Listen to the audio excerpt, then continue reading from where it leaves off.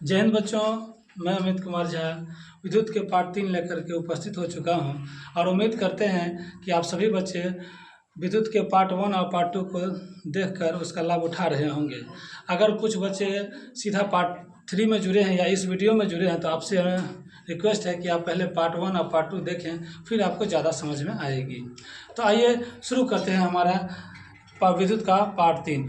तो बच्चों, विद्युत में हमने पढ़ा था कि विद्युत होता क्या है। तो इस वीडियो में हम पढ़ेंगे कि विद्युत के कुछ प्रतीक होते हैं। जैसे हम डायग्राम बनाते हैं, कोई परिपथ बनाते हैं तो उसमें कुछ प्रतीक लिखा जाता है या कुछ प्रतीक हम लोग देखते होंगे फिगर में। उन प्रतीकों को समझेंगे, वो उस प्रतीक का मतलब क्या होता है, वो जो सिंबल होता है उसका मतलब क्या होता है, मीनिंग क्या होता है। आइए शुरू करते हैं। तो हम शुरू करेंगे तो सबसे पहले हम देखते हैं विद्युत सेल। तो बच्चों, सेल और बैटरी में अंतर होता है। सेल जो होता है वो सिंगल होता है, वहीं अगर बैटरी की बात करें तो ग्रुप ऑफ सेल को, या हम कह सकते हैं कि सेलों के समूहन को हम बैटरी बोलते हैं। तो सेल में हमारा सिंगल आएगा और बैटरी में हमारा समूहन आएगा। सेलों के समूहन को हम बैटरी बोलेंगे। Group of cell is called battery. आइए देखते हैं। सेल की बात करें तो एक पॉजिटिव होगा, इधर माइनस निगेटिव आएगा टर्म। वहीं अगर बैटरी की बात करें तो बैटरी में यहाँ पे हमें 3 सेल दिख रहा होगा। अगर हमारी मर्जी हो तो हम ज़्यादा भी सेल लगा सकते हैं। तो यहाँ हमने 3 सेल लगा रखा है, तो ये सेल का समूहन हो गया जिसे हम बैटरी कह सकते हैं। अब आते हैं स्विच। तो बच्चों, जैसे हम देखे होंगे कि घर में हमारा स्विच होता है, तो घर में स्विच होता है तो कभी हम ऑन करते हैं तो कभी ऑफ करते हैं। तो घर में तो पता चल जाता है कि वो ऑन है या ऑफ है, लेकिन क्या आपको पता है कि डायग्राम में कैसे हम पता लगा पाएंगे कि वो स्विच ऑन है या ऑफ है। आइए देखते हैं। अगर कोई स्विच ऑन है तो स्विच ऑन के लिए, या जो स्विच खुली हुई है तो उसके लिए हमारा ये डायग्राम होगा। अगर कोई स्विच बंद है तो बीच में एक डॉट लगाएंगे, बाकी फिगर ऐसा ही सेम रहेगा। अगर हम बात करें प्रतिरोधक की, तो बच्चों प्रतिरोधक का मतलब ही होता है जो धारा को रोके, जो विद्युत धारा को रोकने का काम करेगा उसे प्रतिरोधक कहते हैं। तो प्रतिरोधक को हम इस तरह से रिप्रेजेंट करते हैं, ये आपको ध्यान रखना है। अब आते हैं हम लोग एमीटर में आते हैं। तो एमीटर को कैपिटल ए से डिनोट किया जाता है, ये आपको ध्यान रखना है। और इस साइड राइट साइड में आप हमारा माइनस रहेगा, लेफ्ट साइड में प्लस रहेगा, पॉजिटिव और नेगेटिव, ये आपको ध्यान रखना है। अब आते हैं वोल्ट मीटर में। तो वोल्ट मीटर में सेम इसी तरह से एमीटर की तरह, तो वोल्ट मीटर में वी आएगा और वी के लेफ्ट साइड में प्लस और राइट साइड में माइनस आएगा, जिसे पॉजिटिव और नेगेटिव कह सकते हैं। और इससे ऑब्जेक्टिव टाइप क्वेश्चन पूछा जाता है, विश्वास करें पूछा जाए। पिछले कुछ वर्षों में पूछा भी गया है और आगे पूछा भी जा सकता है। तो इसे याद करने की कोशिश करेंगे या समझने की कोशिश करेंगे। अब हम आगे बढ़ते हैं ओम का नियम। तो बच्चों, बहुत सारे रूल्स आपने पढ़े होंगे, मैथ्स में होगा, मैथ्स में भी बहुत सारे रूल्स पढ़े होंगे आपने, और साइंस में भी पढ़े होंगे। तो इसी कड़ी में एक बहुत ही इंपॉर्टेंट रोल होता है विद्युत चैप्टर में, एक ओम का नियम होता है। तो ओम के नियम को जरा एक बार देखते हैं। तो एक विद्युत परिपथ में धातु के तार के 2 सिरों के बीच विभवांतर उसमें प्रवाहित होने वाली विद्युत धारा के समानुपाती होता है। इसका मतलब ये हुआ बच्चों कि ओम का नियम जो होगा वो धारा और प्रतिरोध के बीच में समन्वय स्थापित करता है। इसे हम अगर लिख सकते हैं तो V directly proportional to I। अगर हम ये डायरेक्टली प्रोपोर्शनल अगर हटाएंगे तो इसके बदले एक नियतांक देना पड़ेगा, जिसे हम कांस्टेंट बोलते हैं। तो इसके बदले हम एक R डालेंगे, बाकी सेम चीज़ ऐसे एज इट इज रहेगा। तो इसीलिए ओम के नियम को हम कह सकते हैं V equal to I R. V equal to I R होगा। I हमारा करंट हो गया, R हमारा रेजिस्टेंस हो गया, मतलब प्रतिरोध हो गया। तो हम आगे बढ़ते हैं धारा नियंत्रक। तो बच्चों, नाम से ही क्लियर होता है कि नियंत्रण करने का काम करेगा। तो किसे नियंत्रण करेगा? तो धारा को नियंत्रण करेगा। तो आइए हम करते हैं धारा नियंत्रक के बारे में एक बार पढ़ते हैं। किसी विद्युत परिपथ में परिपथ के प्रतिरोध को परिवर्तित करने के लिए जिस यंत्र का प्रयोग किया जाता है उसे धारा नियंत्रक कहते हैं। तो आप समझ चुके होंगे कि धारा नियंत्रक का काम क्या होता है। तो कंट्रोल करने का काम होता है, उसे नियंत्रित करने का काम होता है। अब हम आगे बढ़ते हैं एमीटर के बारे में। तो एमीटर होता क्या है बच्चों? तो जरा हम यहाँ पे गौर करेंगे तो क्लियर ही, जिस तरह से यहाँ पे आपको याद करने या समझने का एक तरीका बहुत ही बेसिक आपको आना चाहिए। जहाँ भी अगर मीटर नज़र आए तो कहीं भी आप अपने घर में मीटर वगैरह देखते हो तो वो रीडिंग करने का काम करता है, कुछ प्रदर्शित करता है वो, तो कुछ ना कुछ वो यंत्र टाइप का होता है, वो यंत्र होता है। तो यहाँ भी देखेंगे जिस यंत्र द्वारा विद्युत परिपथ की धारा मापी जाती है उसे एमीटर कहते हैं। तो एमीटर काम क्या करेगा बच्चों? तो एमीटर काम करेगा विद्युत धारा को मापने का काम करेगा, कितनी करंट आ रही है नहीं आ रही है, उसका काम को किसका काम है? ये तो एमीटर का काम है। अब हम आते हैं प्रतिरोध के बारे में। जिस तरह से प्रतिरोध का काम बच्चों होता है धारा को रोकना, कह सकते हैं, या रिड्यूस करना, कम करना। तो आइए देखते हैं किसी पदार्थ का वह गुण है, वह गुण जो उससे होकर विद्युत धारा के प्रवाह का विरोध करता है, मतलब उसे रोकने का काम करेगा, विद्युत धारा को रोकने का जो काम करेगा उसे क्या कहेंगे? उसे हम प्रतिरोध कहेंगे। तो ये प्रतिरोध का एसआई मात्रक ओम होता है। तो प्रतिरोध का एसआई मात्रक क्या होगा? तो ओम होगा, ये आपको ध्यान में रखना है। चलिए हम आगे बढ़ते हैं। तो चालक की बात अगर हम करें तो बच्चों नाम से ही क्लियर है कि चालक होता क्या है।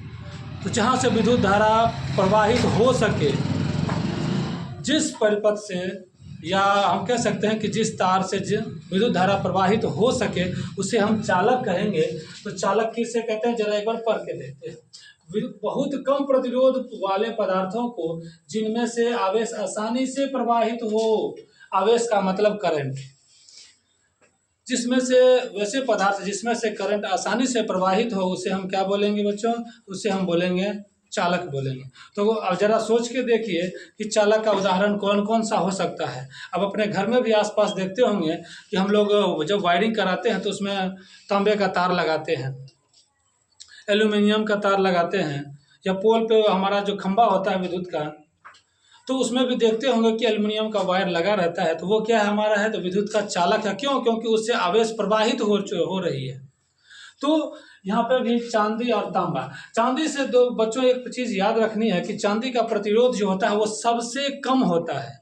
जिसका प्रतिरोध सबसे कम होगा वो विद्युत का अच्छा चालक होगा। प्रतिरोध मतलब बच्चों जो रोकने का काम करे उसे प्रतिरोध बोलते हैं। तो यहाँ पे होता क्या है कि ये रोकने का काम चांदी में प्रतिरोध सबसे कम होता है, इसीलिए क्या किया जाता है? तो चांदी हमारा सबसे अच्छा सुचालक होता है।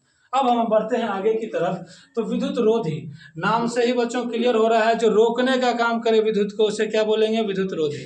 तो विद्युत रोधी में कौन होगा? तो विद्युत रोधी में सर जिसका प्रतिरोधकता बहुत ज़्यादा हो, जिसमें प्रतिरोध बहुत ज़्यादा हो, जो विद्युत को ज़्यादा रोके उसे विद्युत रोधी बोलेंगे। तो देखिए बहुत अधिक प्रतिरोध वाले पदार्थों को जिनसे आवेश प्रवाहित नहीं हो पाता उसे क्या कहेंगे? तो विद्युत रोधी। जैसे रबर, प्लास्टिक, लकड़ी, ये सभी हमारे क्या है? तो विद्युत रोधी के कुछ उदाहरण हैं। आगे बढ़ते हैं। तो चल ये बहुत ही इम्पोर्टेंट है, इसे लगा लेंगे, VVI आने की संभावना बढ़ जाती है इसमें। तो होता क्या है? तो चालक का प्रतिरोध किन किन बातों पर निर्भर करता है। तो जरा आप देखेंगे कि चालक का प्रतिरोध किन किन बातों पर निर्भर करता है। तो चालक का प्रतिरोध बच्चों कुछ बातों पर निर्भर करता है, जिसमें आपका लंबाई भी हो सकता है, पदार्थ की प्रकृति भी आ सकती है, अनुप्रस्थ काट का क्षेत्रफल भी हो सकता है, और ताप पर भी इसका प्रभाव पड़ता है। चलिए इन सभी चीज़ों को हम एक बार देखते हैं। तो पहला है चालक की लंबाई का मतलब तार की लंबाई। चालक वो कह सकते हैं कि जिससे विद्युत धारा जिस तार से होकर गुजर रही है उसे हम चालक बोल सकते हैं। तो तार की लंबाई अगर बढ़ेगी, ये एरो अगर ऊपर की तरफ है बच्चों तो समझ जाएंगे कि वो बढ़ रही है। जिस तार की लंबाई बढ़ेगी मतलब तार की लंबाई बढ़ने से हमारा प्रतिरोध भी क्या होगा? बढ़ेगा। तार की लंबाई बढ़ने से प्रतिरोध बढ़ेगा, ये याद रखना है। दूसरी चीज हमारी है अनुप्रस्थ काट के क्षेत्रफल पर। इसका मतलब ये हुआ कि तार मोटा है या पतला है, उस पर भी प्रतिरोध डिपेंड करता है। तो कैसे उस पर निर्भर करेगा? देखिए जरा, अगर तार ज़्यादा मोटा है तो प्रतिरोध उसका कम होगा, ये ध्यान रखना है। तार की मोटाई बढ़ने से प्रतिरोधकता घटती है।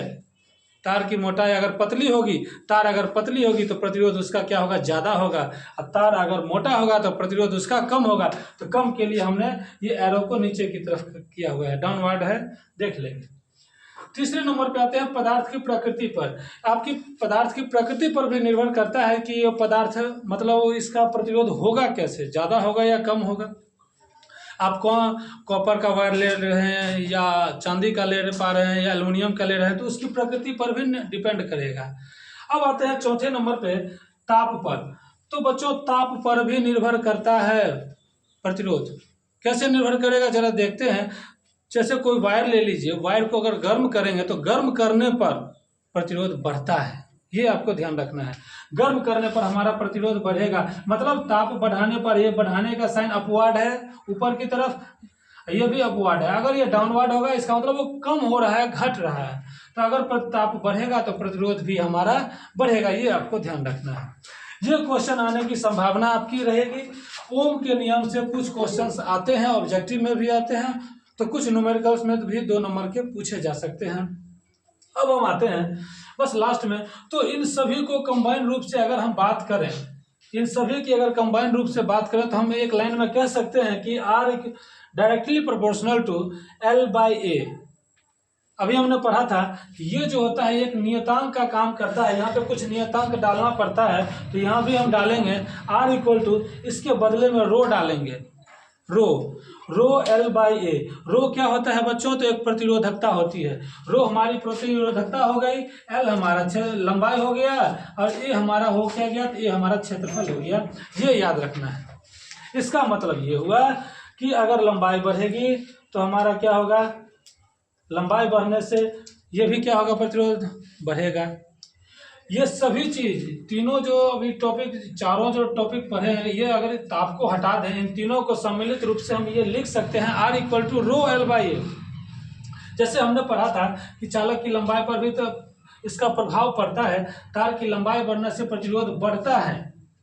इसका मतलब अगर ये डायरेक्टली प्रोपोर्शनल है तो अगर L बढ़ेगा तो ये प्रतिरोध भी बढ़ेगा। वहीं अगर हम क्षेत्रफल में पढ़े थे कि तार में क्या होगा, अगर मोटा होगा तो प्रतिरोध कम होगा। तो इन तीनों को चीज को सम्मिलित रूप से हम ये लिखते हैं R equal to row L/A। ये पूछा जाता है फॉर्मूला, ये आपको ध्यान रखना है। एक चीज और लास्ट में कि प्रतिरोधकता का SI मात्रक भी कभी कभी पूछ लिया जाता है ऑब्जेक्टिव में, ये भी आपको ध्यान रखना है कि प्रतिरोधकता का SI मात्रक ओम मीटर होता है। तो ज़्यादा लंबा वीडियो को ना करते हुए उम्मीद करते हैं कि आपको यहाँ तक समझ में आई होगी। इसी तरह से आप प्यार हमें देते रहिए, हम और वीडियो लाते रहेंगे, और कोशिश हमारी यही रहती है कि जो भी टॉपिक पढ़ाएं कम समय में अच्छे तरीके से पढ़ाएं, और NCERT बेस्ड हमारा सारा कंटेंट होता है। तो आप अगर 1 शॉट वीडियो देखना चाहते हैं तो हमारी ये वीडियो देख सकते हैं, और इसी से क्वेश्चन आएगा, इसकी गारंटी है। और साथ ही साथ आपको ये भी बताते हुए चलें कि हमारे त्रिकोणमिति की भी क्लास चल रही है, तो वहाँ से भी आप जुड़ सकते हैं। धन्यवाद।